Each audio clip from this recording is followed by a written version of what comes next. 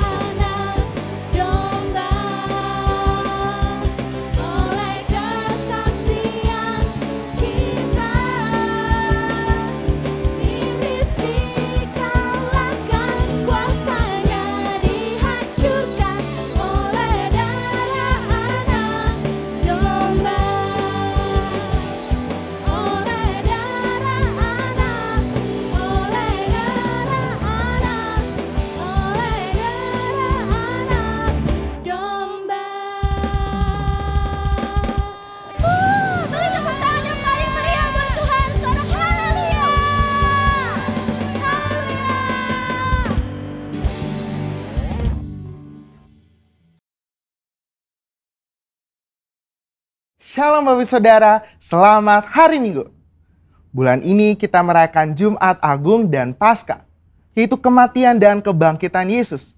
Oleh sebab itu, pada edisi Voice of Pentecost hari ini, kita akan membahas mengenai apakah kebangkitan Yesus hoax. Semua orang di atas muka bumi ini memiliki hari kelahiran dan hari kematian. Tetapi jika bicara mengenai hari kebangkitan, hanya Yesus yang mempunyai hari kebangkitan dan kehidupan kekal. Oleh sebab itu inilah yang membedakan Yesus dengan tokoh agama lainnya. Hari-hari ini ada banyak sekali hoax yang beredar di sosial media. Tetapi tahukah saudara bahwa sejak pada zaman Yesus pun sudah ada hoax yang beredar mengenai kebangkitan Yesus. Jadi, apakah kebangkitan Yesus hoax atau fakta? Apa makna dari kebangkitan Yesus? Mari kita simak bersama. Kebangkitan Yesus adalah kekuatan utama iman Kristen. 1 Korintus 15 ayat 17 mengatakan, dan jika Kristus tidak dibangkitkan, maka sia-sialah kepercayaan kamu dan kamu masih hidup dalam dosamu. Tanpa kebangkitan, kehidupan orang yang percaya kepada Yesus tidak mempunyai kuasa. Iblis berusaha untuk menyebarkan hoax. Sebab jika Yesus tidak bangkit, maka dia bukan Tuhan. Dan ia tidak bisa memberikan keselamatan kekal. Maka iman percaya kita menjadi sia-sia. Iblis menyerang salah satunya dengan conspiracy theory yang mengatakan bahwa para murid bersengkongkol telah mencuri mayat Yesus sehingga kuburnya ditemukan oleh para wanita dalam keadaan kosong. Hoax itu dipercaya sampai sekarang. Sebagai saksi Kristus, kita harus bisa mempertahankan iman kita. Selain dengan pengalaman pribadi, salah satunya ada dengan pembuktian secara fakta historis. 2 orang ahli apologetika Kristen telah menyelidiki berbagai fakta dan perdebatan tentang kebangkitan Yesus selama kurang lebih 30 tahun dan menyodorkan fakta-fakta yang dapat diterima dan diakui oleh para ahli sejarah, ateis, skeptik, dan bahkan rabi Yahudi. Nah, kita akan membahas hanya 5 fakta historis yang mereka temukan mengenai kebangkitan Yesus yang menyatakan bahwa isi dari teori konspirasi tersebut tidak benar. Fakta pertama adalah para wanita menjadi saksi hidup. Menurut tradisi Yahudi, wanita bukanlah saksi yang bisa dipercaya. Jika kebangkitan Yesus itu adalah rekayasa persekongkolan, maka penulis kitab Injil harusnya memberitakan bahwa saksi pertama yang menemukan kubur Yesus kosong adalah murid-murid Yesus yang bergender laki-laki. Markus menulis apa adanya, bahwa memang para wanita lah yang pertama kali menemukan kubur Yesus kosong. Fakta kedua adalah kubur Yesus dijaga ketat oleh para prajurit. Bagaimana mungkin prajurit Romawi yang menjaga kubur Yesus bisa terlelap tidur dan tidak melihat murid-murid mencuri jasad Yesus? Matius 27 ayat 62-66 menyatakan prajurit Romawi telah menjaga kubur Yesus ketat, bahkan kubur itu dimeterai. Fakta ketiga adalah imam-imam kepala justru merekayasa kebohongan. Untuk menutupi fakta bahwa Yesus bangkit, maka imam-imam kepala menyuruh para penjaga membuat cerita bahwa murid-murid Yesus telah mencuri jasad Yesus. Ini membuktikan bahwa imam-imam kepala tidak menyangkali bahwa kubur itu kosong karena Yesus bangkit. Fakta keempat adalah murid-murid Yesus sedang dalam kondisi ketakutan. Bagaimana mungkin murid-murid yang sedang dalam ketakutan dan hilang pengharapan namun berani mencuri jasad Yesus? Justru mereka sedang menanti-nantikan apakah betul yang dikatakan Yesus bahwa ia akan bangkit di hari ketiga. Faktanya adalah mereka semua menjadi pemberita kebangkitan Yesus dengan berani, yakin, dan mati sebagai martir. Mana mungkin ada orang yang rela mati untuk suatu rekayasa kebohongan. Fakta kelima adalah bertobatnya Saulus dari pembunuh umat Tuhan menjadi pelayan Tuhan. Perjumpaan Saulus dengan Yesus dalam perjalanan menuju Damaskus membuktikan Yesus hidup dan bangkit. Sehingga Saulus yang menganiaya dan membunuh orang Kristen bertobat menjadi Paulus yang rela memberitakan Injil. Sekalipun dianiaya, dipenjara, dan ditindas, akhirnya mati sebagai martir. Sebenarnya masih banyak lagi fakta mengenai kebangkitan. Namun hanya dengan 5 fakta yang kita bahas sudah cukup mengkonfirmasi dan membuktikan bahwa Tuhan Yesus itu benar-benar bangkit. Justru teori konspirasi pencurian mayat Yesus oleh murid-murid itulah yang hoax. Jadi fakta bahwa Yesus telah bangkit dari kematian membuktikan bahwa dia adalah Tuhan. Dan apa saja yang dikatakannya di dalam Alkitab adalah mutlak benar. Kuasa, kehidupan, dan kekekalan hanya ada di dalam dia. Dan ini memberikan pengharapan bahwa kita yang ikut mati di dalam Kristus akan dibangkitkan di dalam kebangkitannya. Sebab dia hidup ada hari esok yang penuh harapan. Dan kita pun memperoleh hidup yang kekal serta segala kelimpahannya. Saudara, untuk penjelasan lebih lengkapnya dari tim teologi kami, jangan lupa buka link yang ada di atas atau scan QR Code yang tersedia. Salam integritas, Tuhan Yesus memberkati. Ya Tuhan, kami sayang sama Tuhan. Kami rindu sama Tuhan. Ajar kami Tuhan, ajar kami lebih lagi mengenal Engkau Tuhan Yesus. Ya Tuhan Yesus.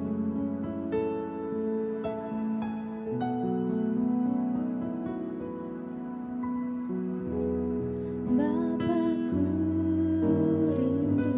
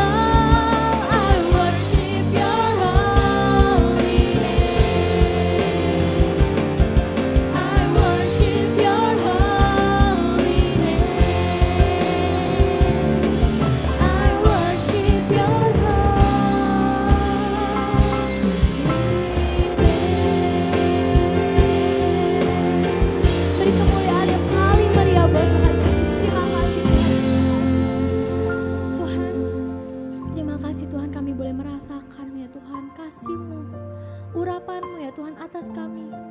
Jiwa-jiwa kami akan menari dan memuji Engkau selalu ya Bapa.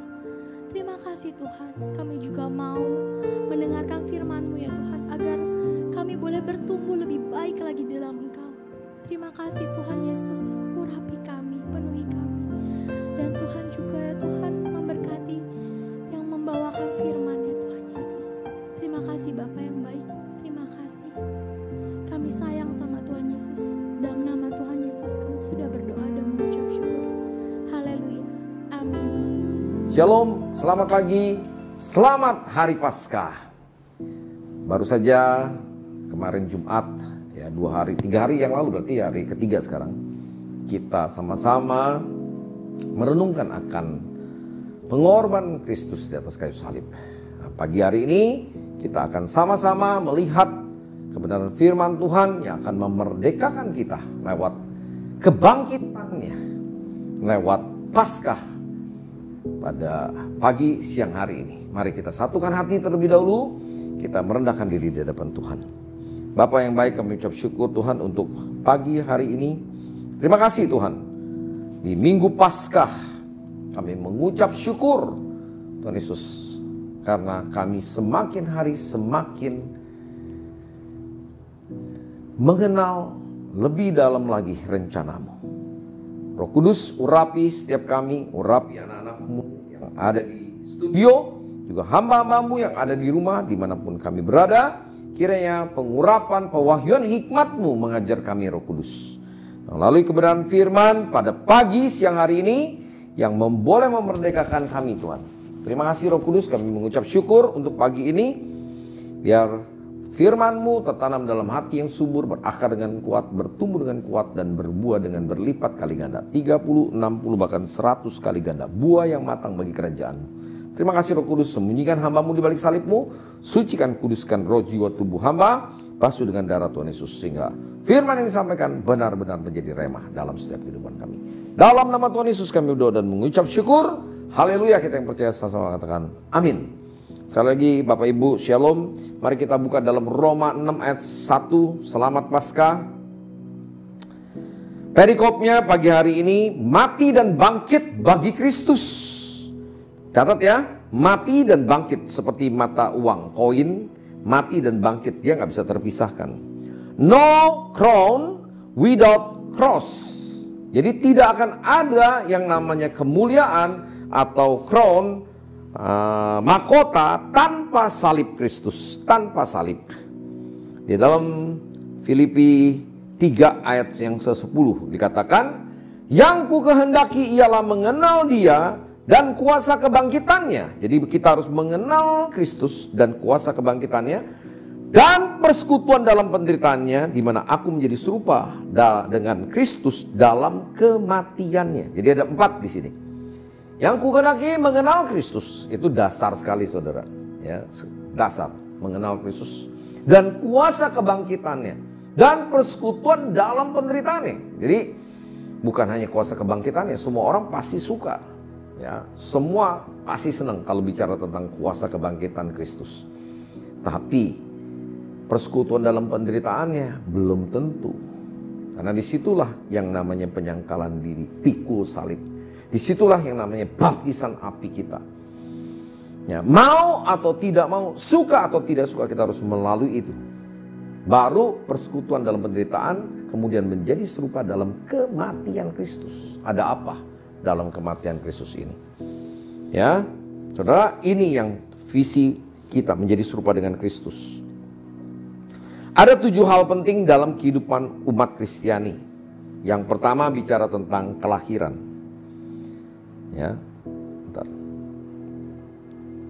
Kemudian pengajaran, ya, kelahiran bicara tentang biasa Natal. Ini Kristen-Kristen yang Natal ini banyak sekali. Nanti ini akhir tahun, tapi karena mungkin pandemi masih ada, susah. Ya, tahun-tahun sebelumnya, wah, gereja selalu penuh kalau yang namanya Kristen Natal, Kristen kapal selamnya ini. Ini Kristen anak-anak, karena selalu bicara tentang kelahiran Kristus, bayi Kristus. Selalu berpikir begitu. Kemudian yang kedua, pengajaran. Setelah Kristus 30 tahun, masuk dalam pengajarannya. Ya, pengajaran firman Tuhannya. Ini penting. Ini bicara tentang murid. Setelah kita menjadi anak, umatku binasa karena kurang pengetahuan. Kita harus belajar, diajar kebenaran firman Tuhan. Makin dalam, makin mengenal. Kemudian penderitaan Kristus yang ketiga. Nah, ini banyak orang nggak mau nih kalau bicara tentang penderitaan. Tadi bicara tentang anak, kemudian bicara tentang murid. Kalau udah bicara tentang penderitaan, ini menjadi hamba Kristus. Seorang yang hamba yang baik, ya, dia tidak punya hak lagi. Ya, harus ikut apa kata tuannya. Itu sebagai hamba. Dan itu mulai masuk dalam penderitaan. Proses, itu yang ketiga. Lalu yang keempat, kematian. Ya, kematian. Bicara itu Jumat Agung. Nah, setelah itu masuk pada kematian, ini berbicara tingkat dimensi yang keempat. Tadi anak, kemudian yang kedua murid, yang ketiga hamba, yang keempat prajurit. Seorang prajurit yang baik tidak lagi memusingkan penghidupannya. Ya, dia siap bertempur dan dia siap mati. Ini nggak mudah, saudara. Nanti kita akan banyak dibahas tentang kematiannya juga, di samping kebangkitan Kristus pada pagi siang hari ini. Kemudian baru yang kelima, kebangkitan Kristus. Ya, kebangkitan ini dimensi yang lebih tinggi lagi. Tadi bicara tentang yang keempat bicara tentang prajurit, kemudian kebangkitan ini udah mulai enak. Ya, secara yang namanya ada kuasa kebangkitan, pasti saudara juga suka. Ya, ada power, ada kuasa dalam kebangkitannya. Ya, pun di dalam kematiannya sebetulnya ada power, ada kuasa juga. Tapi kebangkitan tanpa kematian tidak bisa, saudara. Harus ada kematian dulu, baru ada kebangkitan. Nah, kebangkitan ini pada posisi kelima ini udah menjadi tunangannya Kristus. Paulus katakan, aku sudah mempertunangkan kamu dengan seorang laki-laki. Tuhan kita Yesus Kristus. Sebagai kekasih-kekasih Tuhan. Tunangannya Tuhan. Ini pada dimensi yang kelima. Naik lagi pada dimensi yang keenam, urutan yang keenam, yaitu pengangkatan. Nanti setelah ini kan ada 40 days. Ya, setelah kebangkitan 40 hari rapture, pengangkatan. Ya, pengangkatan ini udah bicara tentang mempelai. Wis, dahsyat. Ya, kalau tunangan itu dahsyat, namanya tunangan kekasih Tuhan. Sekarang naik pada dimensi yang keenam, itu yang namanya disebut mempelai Kristus. Ya, tapi saudara, banyak loh orang Kristen yang tanda kutip sudah nikah, suami istri, diberkati di gereja, tahu-tahu bisa cerai juga. Kenapa? Karena dia tidak naikkan lagi pada grade yang tertinggi, yaitu yang ketujuh. Ya, yang ketujuh ini bicara apa? Setelah pengangkatan, kenaikan Tuhan Yesus ya ke sorga, baru pencurahan Roh Kudus. Nah, pencurahan Roh Kudus ini pada dimensi yang ketujuh, yaitu yang disebut sahabat mempelai Kristus. Siapa? Yohanes Pembaptis. Dialah suara orang yang berseru-seru sebagai sahabat, yang membangunkan 5 darah bijak dan 5 darah bodoh. 5 darah bijak itulah mempelai Kristus. Nah, saudara, pagi hari ini tadi ada 7 hal yang penting yang harus kita ingat, ya, sebagai anak-anak Tuhan. Ya, pasti yang pertama pasti paling ingat tuh Natal, tapi itu Kristen anak-anak, saudara. Ya, anak ya sebagai ahli waris, tapi anak atau umatku binasa karena kurang pengetahuan, harus naik jadi murid. Murid harus naik lagi jadi hamba. Hamba harus naik lagi menjadi prajurit. Prajurit naik lagi baru kekasih. Kekasih atau yang disebut tunangan baru naik menjadi yang keenam, pada level yang keenam, 5 darah bijak. Ini yang disebut mempelai Kristus. Pada level yang sempurna, sahabat mempelai. Ini tidak mudah. Dia akan ikut menantikan dan mempercepat kedatangan hari Tuhan. Karena dia yang ikut mempercepat kedatangan Tuhan. Nah, pagi hari ini kita juga akan melihat ada 3 jenis kematian di dalam kehidupan setiap orang. Yang pertama, waktu manusia jatuh ke dalam dosa, dia mengalami kematian rohani. putus hubungan antara Adam, Hawa dengan Tuhan. Itu kematian rohani. Ya, dia menjadi takut sama Tuhan. Harusnya kita senang dong ketemu Tuhan, ngomong-ngomong sama Tuhan. Adam jadi takut. Kenapa? Karena ada dosa. Ya, barang siapa takut, dia tidak sempurna di dalam kasih. Ya, jadi kalau orang selalu takut, dia belum sempurna dalam kasih. Takut sama COVID, ya dia belum sempurna dalam kasih. Kenapa jadi mesti takut sama COVID? Takut sama Tuhan, bukan takut sama si COVID. Ya, vaksin dulu. Vaksin nggak jaminan, saudara. Nggak jaminan vaksin itu. Yang jaminan itu darah Tuhan Yesus Kristus. Ya, darah Tuhan Yesus yang memprotek saudara, melindungi saudara dan saya. Itu garantinya. Dalam nama Tuhan Yesus Kristus. Seharusnya kita bertobat. Ya, di Paskah ini. Kalau yang masih dengan penuh ketakutan, minta ampun sama Tuhan.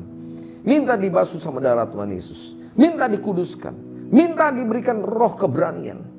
Karena di dalam Tuhan tidak ada roh ketakutan. Barang siapa takut, dia tidak sempurna dalam kasih. Kemudian setelah kematian rohani, yang kemudian kematian secara jasmani. Orang takut kan karena takut mati kan? Takut COVID kan karena takut mati kan?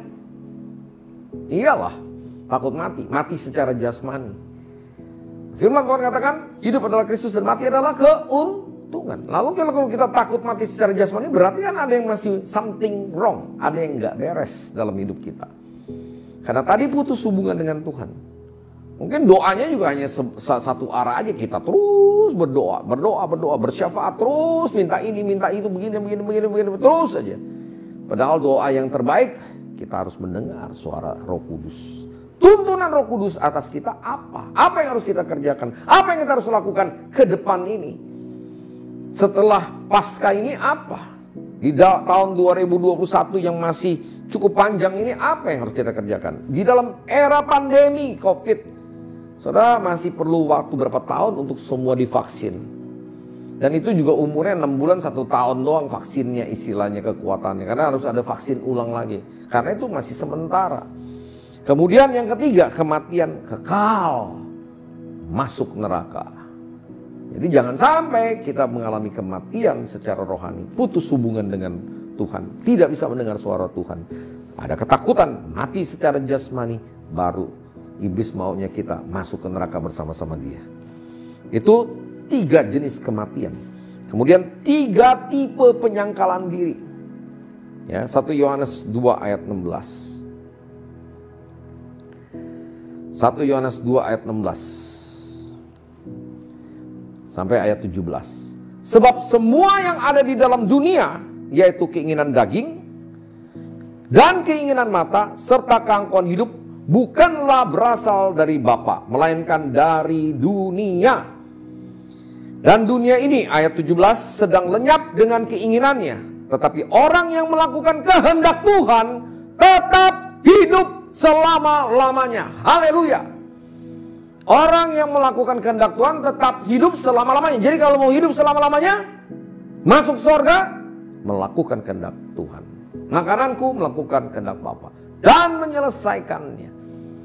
Saudara dan saya tidak melakukan, maka tidak akan dapat hidup selama-lamanya.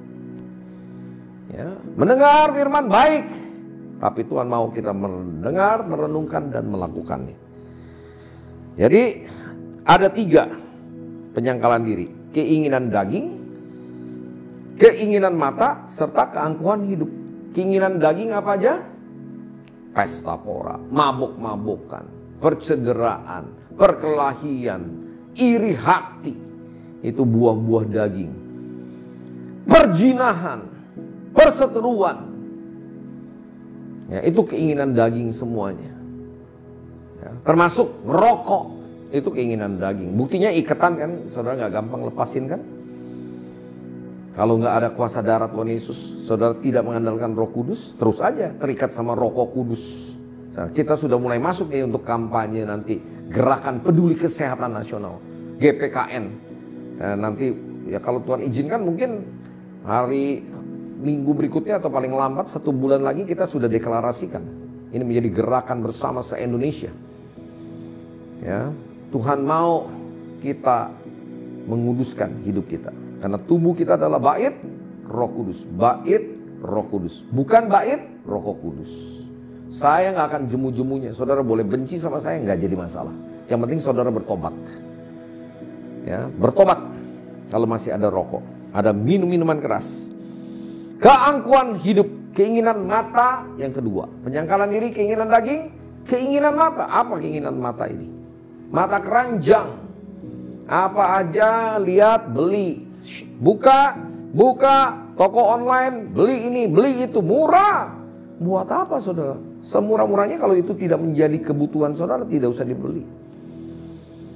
Ya, sepatu cukup ya satu. Taruhlah ada sepatu Keds, ada sepatu yang formal, 2 lah. Ya, saudara, ini penting. Ya, keinginan mata ini khususnya yang ibu-ibu, bapak-bapak juga ada. Matanya apa? Mata keranjang. Istrinya udah 1 pengen 2. Ya, kalau ada pendeta yang model gitu udah berhenti jadi pendeta, nggak usah jadi pendeta.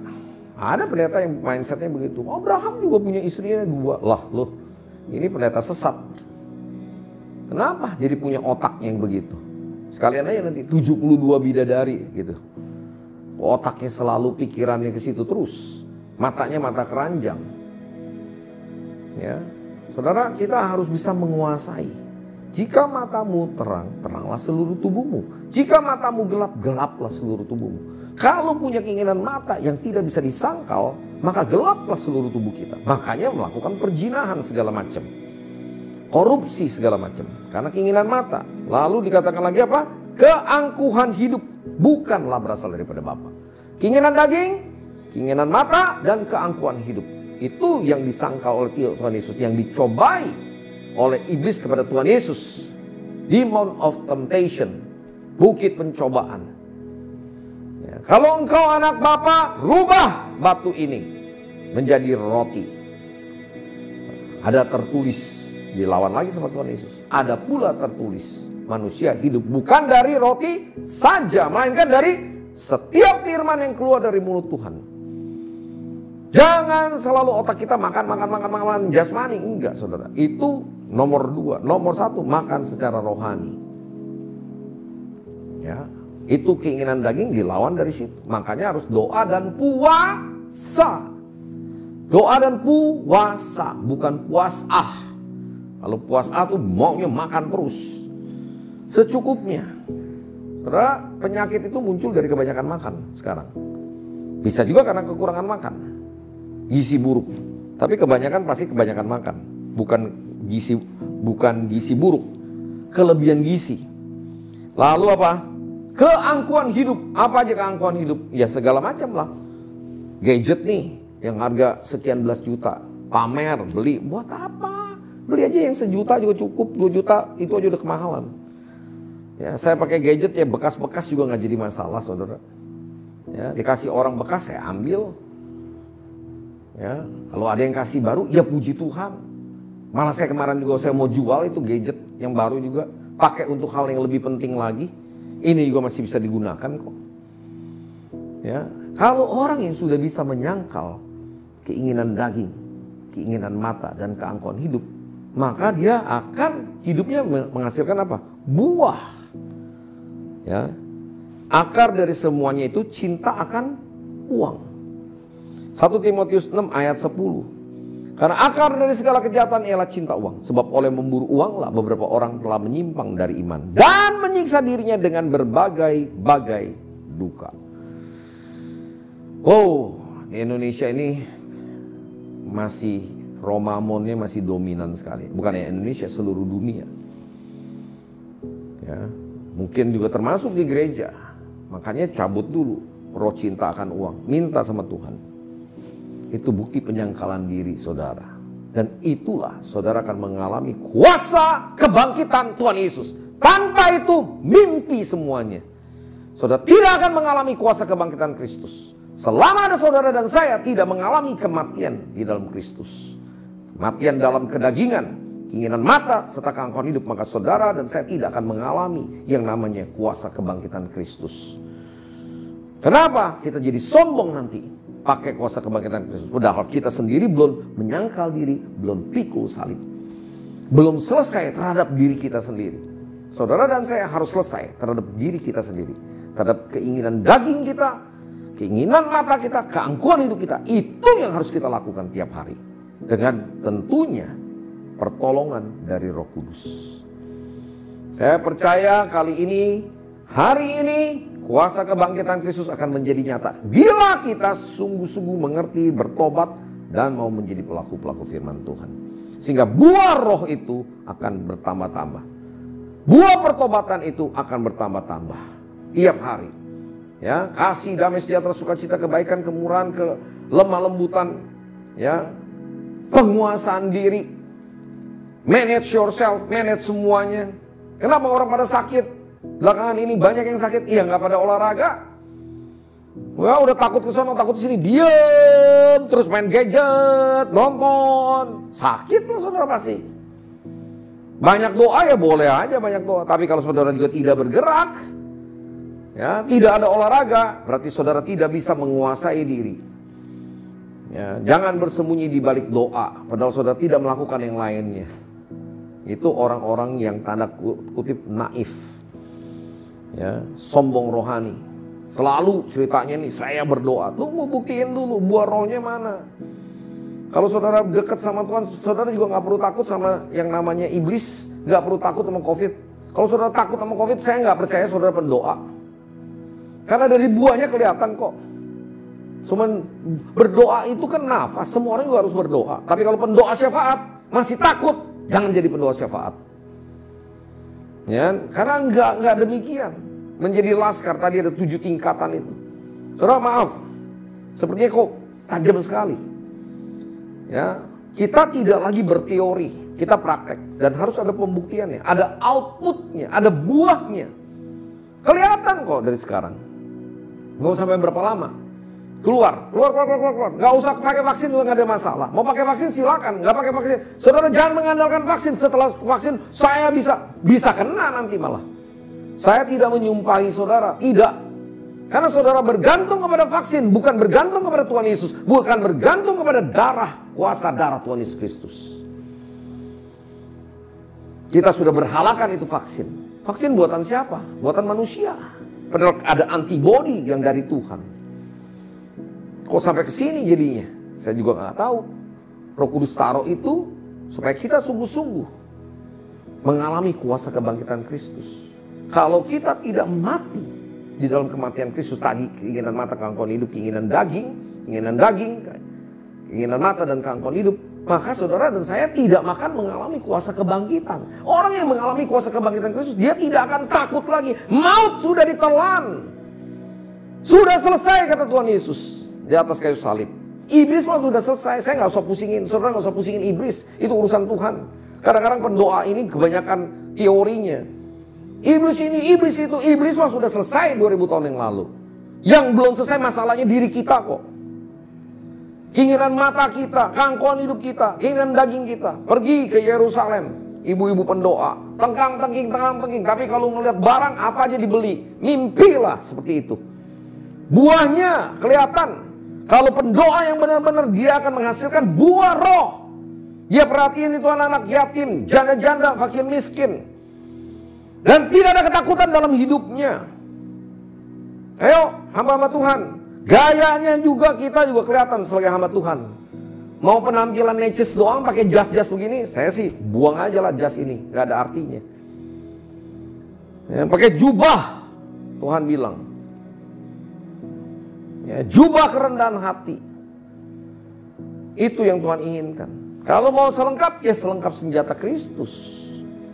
Baju jirah keadilan, pedang roh, ketopong keselamatan, berkasutkan penginjilan. Nginjil nggak tiap hari. Jangan-jangan nginjil aja juga tidak. Takut kita. Padahal gampang sekarang pakai ini. Saudara, jangan cuma pakai gadget. Ini gadget ini buat nginjil gampang sekali. Timpa langsung semuanya, kasih semuanya. Saudara juga nggak perlu ngomong kok. Pakai orang lain punya kesaksian, saudara bisa bagikan. Tinggal masalahnya saudara kelihatan dari hasilnya, dari buahnya lah. Cinta akan rumah Tuhan menghanguskan aku, menghanguskan kedagingan, menghanguskan keinginan mata, menghanguskan keangkuhan hidup kita. Kalau orang yang sungguh-sungguh cinta akan rumah Tuhan. Dan dia akan mengalami kuasa kebangkitan. Dia akan mengalami kemenangan. Dia tidak takut yang namanya maut sekalipun. Karena sudah ditelan oleh kematian dan kebangkitan Tuhan Yesus. Beri tepuk tangan bagi Tuhan Yesus. Ya, katakan yang setuju. Amin. Mari kita tundukkan kepala. Kami bersyukur kepadamu Bapa untuk pagi siang hari ini. Secara manusia mungkin saat ini firman-Mu menjadi makanan yang cukup keras, bahkan mungkin agak keras, kelewat keras untuk orang-orang tertentu. Kalau kami tertemplak, kami merasa tersinggung, kami bertobat Tuhan Yesus. Hamba hanya alat-Mu, hamba pun dalam proses. Karena firman-Mu pedang bermata dua, keluar dan ke dalam. Waktu saat dibagikan berarti juga termasuk untuk hamba sendiri. Tuhan, kami mau mengalami kuasa kebangkitan Kristus, tapi kami juga harus mati di dalam kematian Kristus. Kami harus mengalami kuasa kematian Kristus, karena kami menjadi serupa di dalam kematian Kristus. Yang kami kehendaki yaitu mengenal Kristus dan kuasa kebangkitannya dan persekutuan dalam penderitaan Kristus, di mana kami menjadi serupa dengan Kristus dalam kematian Kristus. Ada 3 kematian. Yang pertama, kematian rohani. Seperti Adam jatuh ke dalam dosa, maka putus hubungan dengan Tuhan. Mati secara rohani. Yang kedua, mati secara jasmani. Dan yang ketiga, mati kekal, yaitu ke neraka. Dan juga ada 3 penyangkalan diri. Kami harus mematikan supaya kami tidak masuk kepada kematian kekal. Supaya kami tidak masuk dalam kematian jasmani. Supaya kami tidak masuk dalam kematian rohani. Yaitu kami harus menyangkal diri. Pikul salib dengan 3 jenis. Keinginan mata, kangkauan hidup, keinginan daging yang harus kami patahkan semua dalam nama Tuhan Yesus Kristus. Oleh kuasa Roh Kudus-Mu, Tuhan tolong kami. Biarlah melalui pengurapan-Mu pagi hari ini. Mari kita angkat kedua tangan kita. Minta pengurapan dari Tuhan Yesus. Tuhan tolong pengurapan-Mu tercurah atas kami. Kuasa pengurapan, kuasa kematian Kristus dan kuasa kebangkitan Kristus. Bahkan penderitaan Kristus menjadi nyata dalam hidup kami. Kami tidak lagi menjadi hanya sebagai anak-anak Kristen yang hanya Christmas saja. Hanya bicara tentang kelahiran. Tapi kami juga menjadi murid, kami belajar, diajar. Untuk menjadi dewasa, mengenal Kristus lewat kebenaran firman. Dan kemudian kami naik lagi di dalam yang ketiga, yaitu bukan hanya murid, tapi hamba yang mau melayani Tuhan Yesus. Dan yang naikin lagi keempat, menjadi hamba tidak cukup. Kami harus menjadi prajurit-prajurit yang siap mati bagi Kristus. Menderita bagi Kristus. Dan yang kelima, kami akan menjadi kekasih-kekasih Kristus, tunangan Kristus. Dan yang keenam, kami siap menjadi mempelai-mempelai-Mu Tuhan Yesus. Untuk menyongsong Kau di awan-awan yang permai. Kalau Tuhan izinkan, yang ketujuh kami Tuhan sempurnakan. Kami menjadi sahabat Kristus, sahabat mempelai Kristus. Yang berseru-seru, mempelai datang, songsonglah dia. Maranatha, Kristus datang. Sehingga Tuhan ada buah roh, ada buah pertobatan, ada buah pelayanan, yaitu jiwa-jiwa yang boleh dihasilkan tiap-tiap hari dalam setiap kehidupan kami. Terima kasih Roh Kudus, Kau sendiri memberikan pengurapan, pewahyuan, hikmat, pengajaran, kemampuan pada kami semua. Karena Engkau adalah guru agung kami. Lewat Paskah ini kami mengalami kemenangan total, kemenangan yang sempurna di dalam nama Tuhan Yesus Kristus oleh kuasa Roh Kudus-Mu. Terima kasih Roh Kudus. Sebentar kami akan berpisah satu dengan lain. Kami rindu menerima berkat daripada Tuhan. Mari kita bangkit berdiri, kita angkat kedua tangan kita. Jemaat yang kasih Tuhan, hamba-hamba Kristus, mempelai Kristus, sahabat mempelai Kristus. Biarlah kita boleh kembali kepada aktivitas kita sepanjang minggu ke depan. Dan menerima berkat daripada Bapa di sorga, yaitu kebenarannya, damai sejahtera dan sukacitanya, kasih dan kuasa yang sempurna daripada Tuhan kita Yesus Kristus, penyertaan, bimbingan, pertolongan, penghiburan, urapan yang baru oleh Roh Kudus, bahkan berkat yang baru terus tercurah berlimpah-limpah bagi kita sekalian. Mulai pagi siang hari ini sampai Maranatha. Tuhan Yesus datang kedua kali menjemput kita di awan-awan yang permai, dan bahkan sampai selama-lamanya. Kita yang percaya diberkati bersama-sama, katakan amin, amin, amin. Terima kasih, Tuhan Yesus berkati. Selamat Paskah. Selamat mengalami kemenangan bersama Kristus. Haleluya. Amin.